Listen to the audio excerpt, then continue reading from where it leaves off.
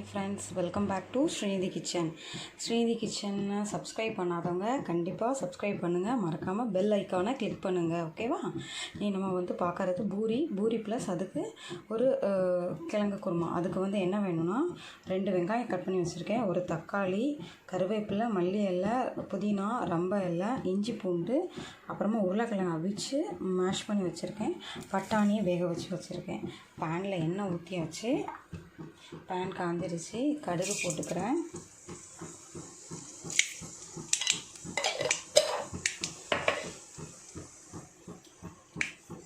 கடுகு கூடவே இந்த ரம்ப இலை,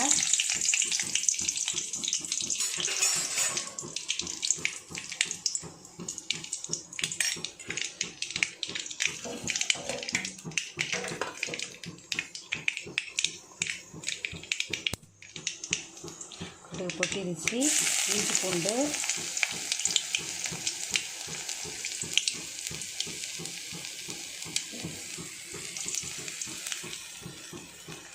கொஞ்சமாக கருவேப்பிலை,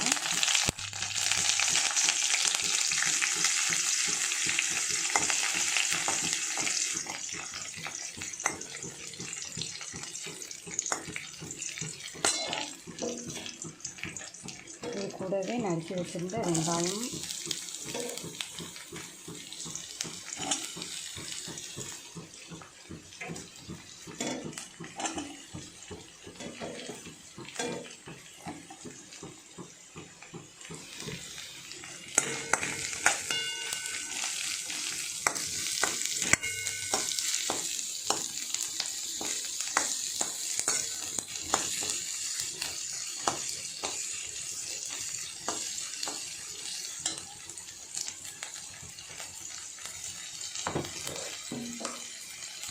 லைட்டாக உப்பு போட்டுக்கிறேன், வெங்காயம் சீக்கிரம் வதங்கிடும்.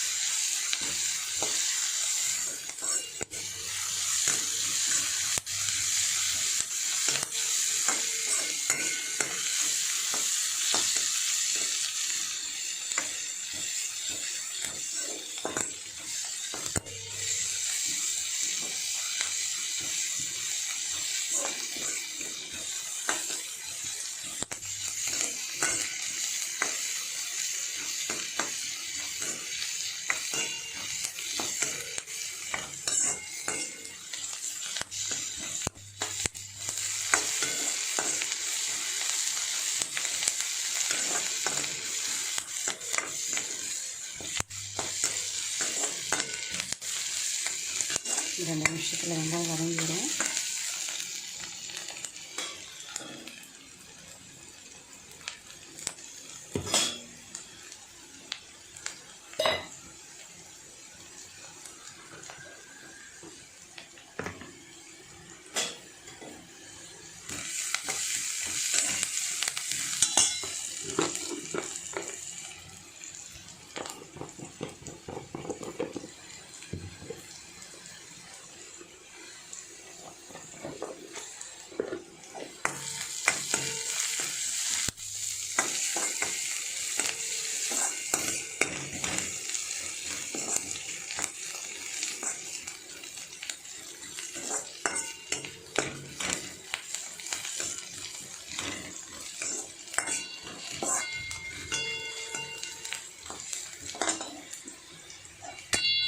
வெங்காயம் வதங்கி வச்சு தக்காளி போடலாம்.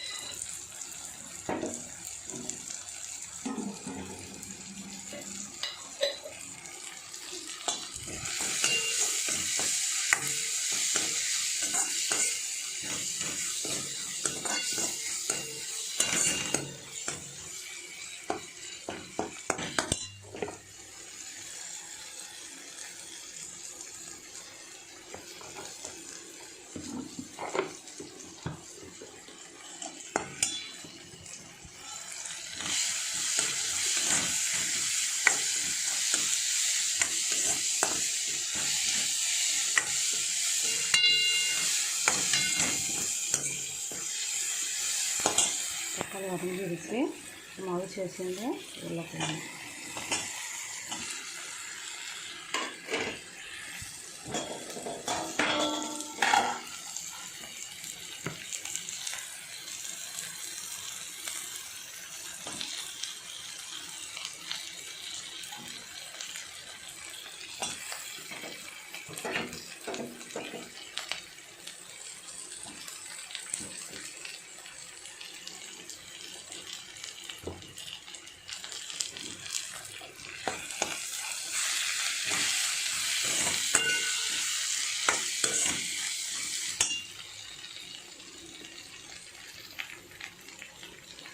பட்டாணி,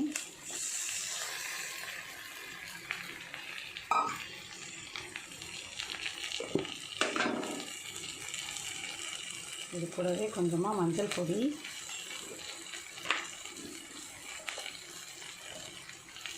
½ டீஸ்பூன் கரம் மசாலா பொடி,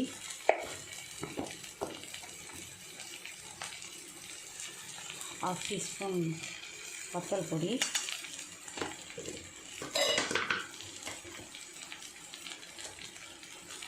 ½ டீஸ்பூன் மல்லிப்பொடி.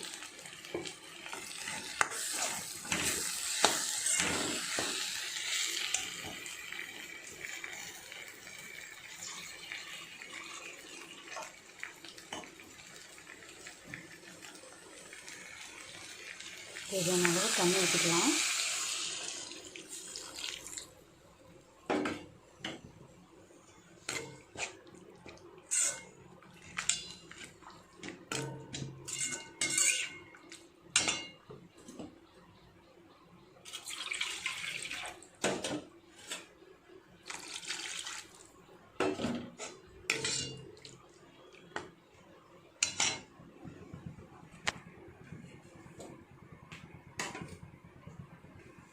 கொஞ்சமாக புதினா இலை,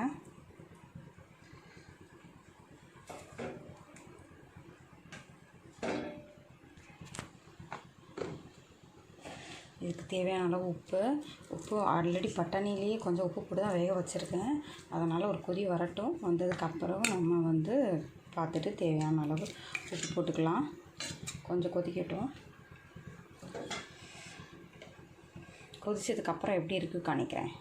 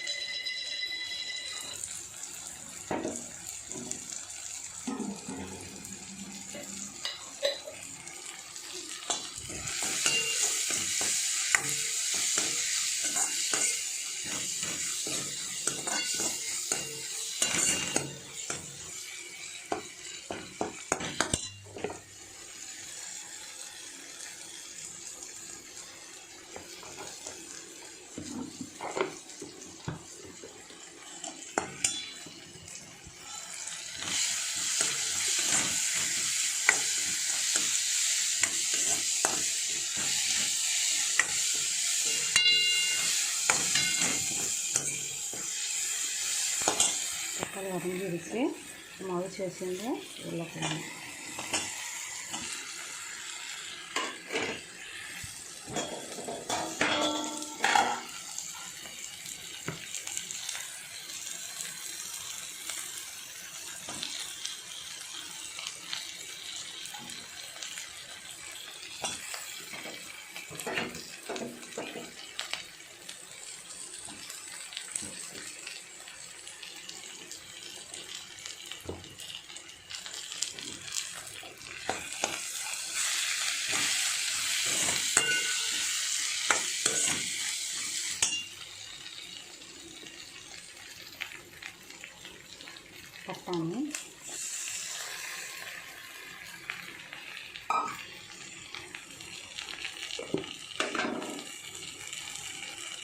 இது கூடவே கொஞ்சமாக மஞ்சள் பொடி,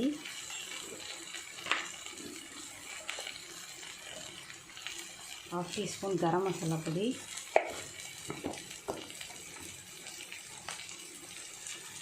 ½ டீஸ்பூன்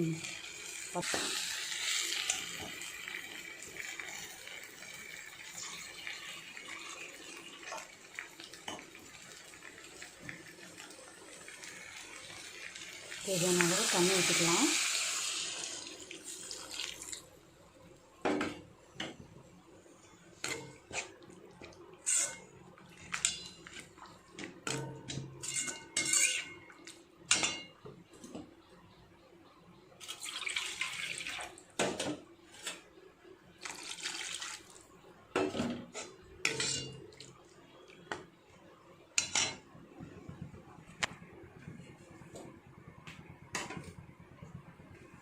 கொஞ்சமாக புதினா இலை,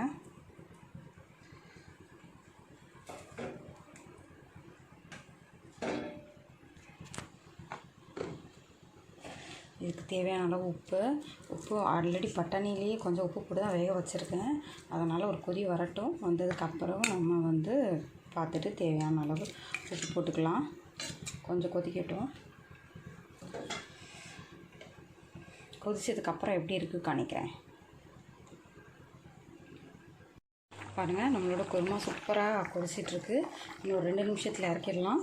அது கொஞ்சமாக மல்லி இலை போட்டு லாஸ்ட்டாக இறக்கி வச்சிடலாம். இப்போ வந்து பூரிக்கு மாவு, அதுக்கு வந்து நான் 2.5 கப் கோதுமை மாவு எடுத்திருக்கேன். கொஞ்சமாக உப்பு போட்டிருக்கேன், ஒரு ½ ஸ்பூன் சுகர் போட்டிருக்கேன், கொஞ்சமாக ஓமம், ஒரு 1/4 டீஸ்பூன் ஓமம் போட்டிருக்கேன், எண்ணெய் ஊற்றிருக்கேன். இவ்வளோ தான் நான் போட்டு வரக்கூடிய பூரி மாவு. இது நான் வரவிக்கிட்டு குருமாவும் இறக்கிக்கிட்டு பூரியும் போட்டுக்கிட்டு உங்களுக்கு எப்படி இருக்குதுன்னு காணிக்கிறேன் வாங்க. நம்மளோட குருமா சூப்பராக ரெடி ஆயிடுச்சு.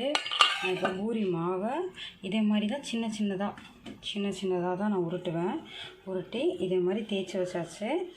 நல்லா சின்ன சின்னதாக தேய்ச்சி வச்சா நல்லா பூரி பஃபியாக அழகாக வரும். பேனில் எண்ணெய் காய வச்சாச்சு, நம்ம போட்டு எடுக்கலாம்.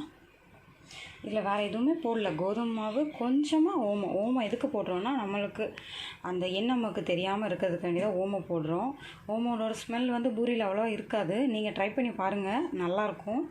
நல்லா இருந்துச்சுன்னா கண்டிப்பாக எனக்கு கமெண்ட் பண்ணுங்கள், லைக் பண்ணுங்கள். கண்டிப்பாக மறக்காமல் உங்கள் ஃப்ரெண்ட்ஸ்க்கு ஷேர் பண்ணுங்கள். எண்ணெய் காஞ்சிருச்சு. ஓகே, எண்ணெய் காஞ்சிருச்சு. நான் ஏன் இவ்வளோ குறைவாக எண்ணெய் வச்சுருக்கேன்னா, ஒரு 10-15 பூரி போட்டோன்னா எண்ணெய் ஆட்டோமேட்டிக்காக காலியாயிரும். அப்புறம் அதை அப்படியே க்ளீன் பண்ணி தூர ஊற்றிக்கிட்டு வேறு எண்ணெய் போடும்போது நம்ம மறுபடியும் எண்ணெய் ரீஹீட் பண்ணவே வேண்டாம். நம்ம எண்ணெய் இருக்குது வச்சுக்கிட்டு அடுத்த நாளைக்கு மறுபடியும் இது பண்ண தேவையே இல்லை.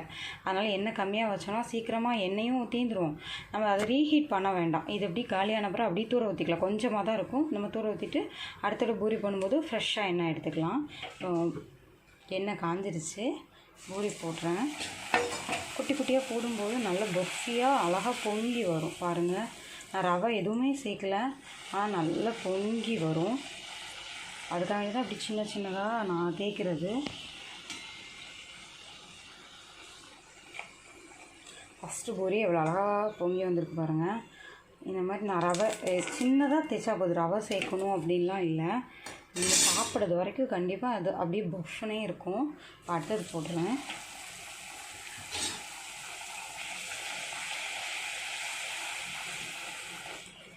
பாருங்கள் எவ்வளோ அழகாக பஃபியாக வருதுன்னு.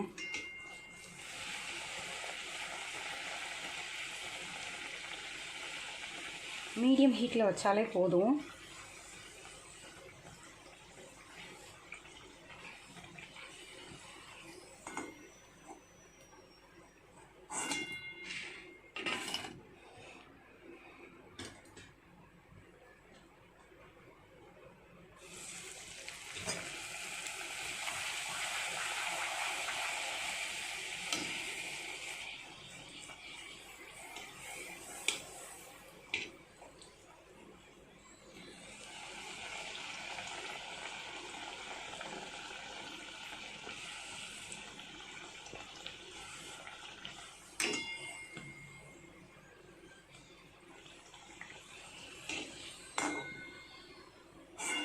பார்த்தீங்களா ஃப்ரெண்ட்ஸ் எவ்வளோ அழகாக பஃபியாகவே இருக்குதுன்ட்டு. நான் இதில் ரவை எதுவுமே சேர்க்கல, வெறும் கோதுமை மாவு, கொஞ்சமாக சுகர், உப்பு, 2 ஓமம், அவ்வளோதான். 1/4 டீஸ்பூன் கம்மியாக ஓமம் போட்டு விரவி இந்த மாதிரி குட்டி குட்டியாக பால்ஸ் பண்ணி சின்ன சின்னதாக தேய்ச்சி வச்சுட்டா போதும். சூப்பராக இருக்கும். அதாவது பஃபியாக இந்த மாதிரி பூரி இருக்கும். ஃப்ரெண்ட்ஸ் உங்கள் வீட்டில் செஞ்சு பாருங்கள். பிடிச்சிருந்துச்சின்னா கண்டிப்பாக லைக் பண்ணுங்கள், ஷேர் பண்ணுங்கள், மறக்காமல் சப்ஸ்கிரைப் பண்ணுங்கள். பாய், தேங்க்யூ.